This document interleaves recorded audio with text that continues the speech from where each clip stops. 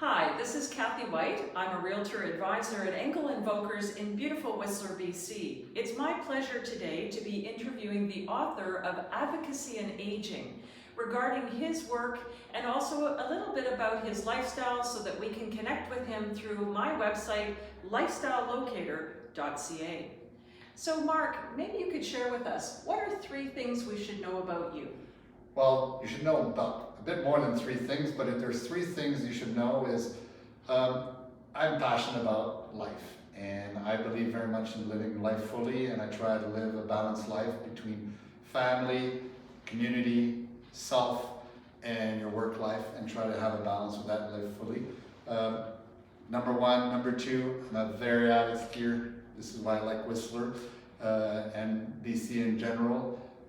Third thing, I wrote a book, and that was already said.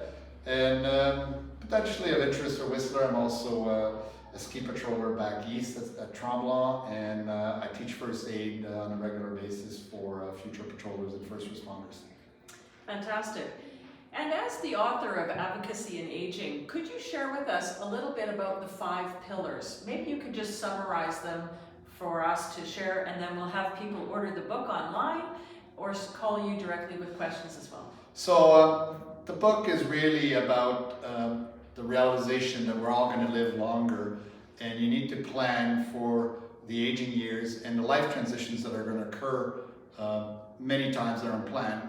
The book is structured as 5 pillars, and the first pillar is entitled Structure Your Financial Plan to Enable Transition. It's very much focused about financials, but in a special way, not in the deep details, but in the transition. The second pillar is about the legal foundation. It obviously talks about the wills and power of attorney and so on, but it puts an emphasis on a few elements and how you need to structure those documents to achieve certain things for those life transition. The third pillar is about organizing, downsizing, simplifying, and ultimately documenting your affairs and your estate. In order to enable transition, you never know when those transition and the help is required. And the 4th and 5th pillar are about the transition. On one hand is gradually transitioning the management of your financial affairs to the delegates that you would have specified, typically in a power of attorney. And similarly, the 5th pillar is more on the personal care, which is also takes a very special kind of person to take care of your needs should you have special health care needs through the various transition of life. It's a fantastic book, and I highly recommend reading it because it's also shared through a list of stories that really relate to these topics so well, and there are fantastic checklists in the book as well for you to use. So when we were talking about your book, there was also another book that you recommended to our group presentation today, and the author was called? It was Tom Dean's, which was not only an initial trigger for my book. Tom's book very much focused about family communications around the will, and that inspired me to write a book because I was so passionate about the topic about life transition and what needs to happen during your living year, not after you die. And so that was one of the book.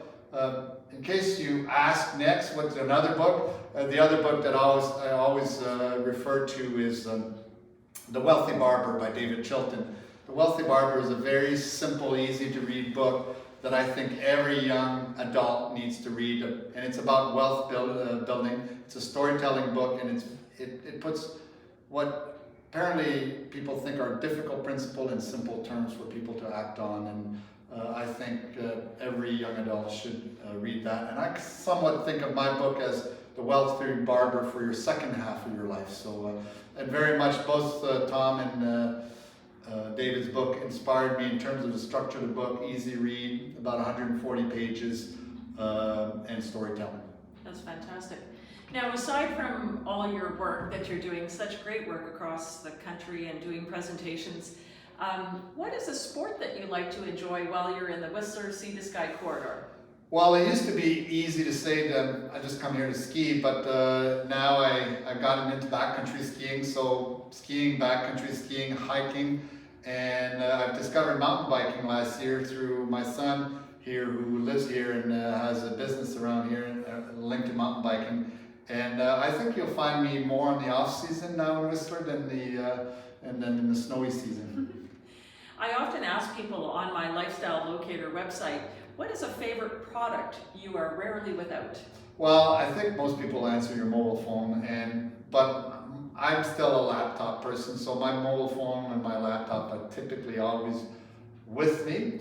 But you know, that's pretty generic, and you know, everyone would say the same thing. One product that I would always have with me when I come out west is a pair of skis, and now mostly a pair of backcountry skis.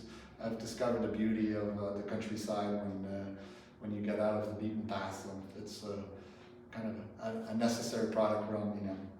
And there are so many excellent courses here in Whistler to enjoy the backcountry, to learn all about that hiking and backcountry skiing. We have so many wonderful programs here to help people prepare for being out in those areas.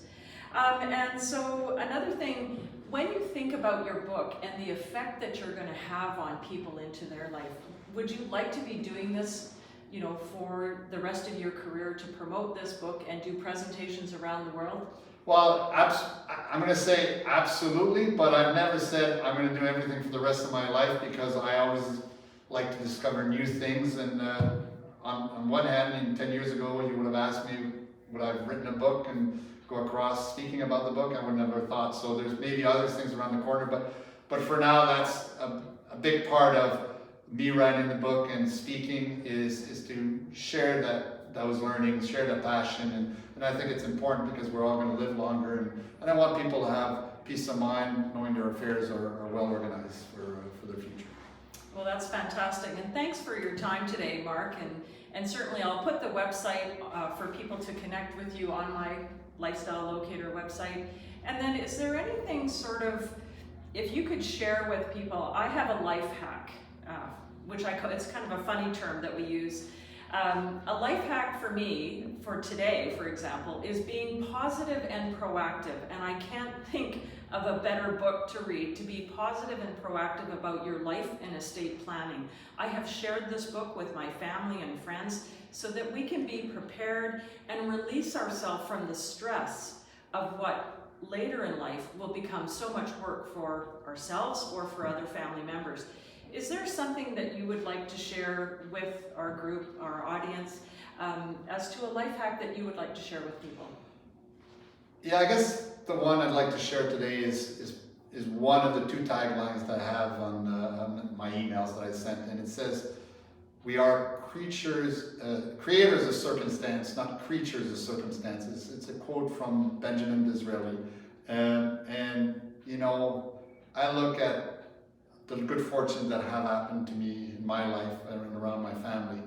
And yes, part of it is, you know, we're lucky to be born in Canada, and sometimes you create your own fortune, but I do believe that you can create circumstances for yourself.